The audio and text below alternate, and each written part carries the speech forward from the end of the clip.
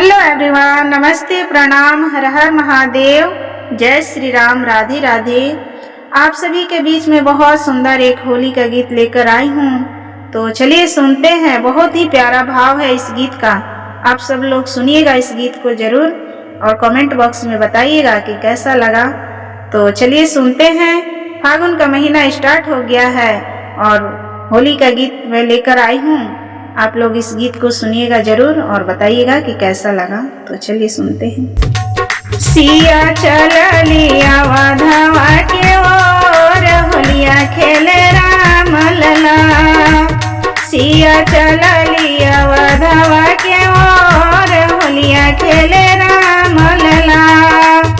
होलिया खेले राम लला, हो श्री राम लला। राम लला हो भगवान लला। सिया चल लिया वाधवा के ओर, होलिया खेले राम लला।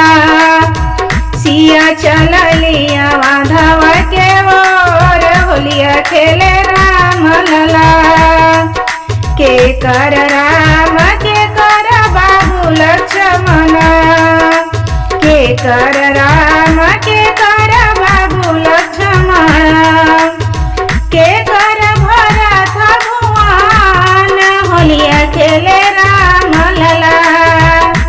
के कर भरत भुवन, होलिया खेले राम लला। सिया चल लिया वाधवा की ओर, होलिया खेले राम लला। सिया चल लिया वाधवा के ओर, होलिया खेले राम लला। राम लला हो भगवान लला। राम लला हो भगवान लला। सिया चल लिया वाधवा के ओर, होलिया खेले राम लला। कौशल्या के राम, सुमित्रा के लक्ष्मण।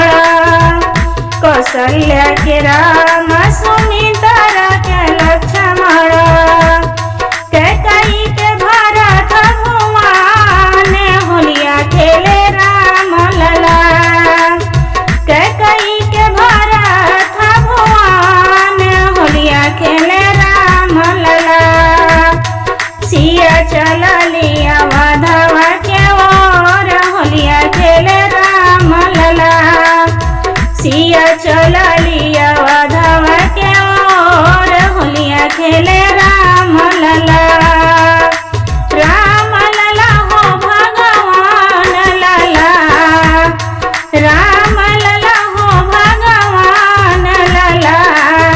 सिया चल लिया वाधवा के ओर, होलिया खेले राम लला। सिया चल लिया वाधवा के ओर, होलिया खेले राम लला। के करी हाथ कनक पिचकारी, के करी हाथ कनक पिचकारी।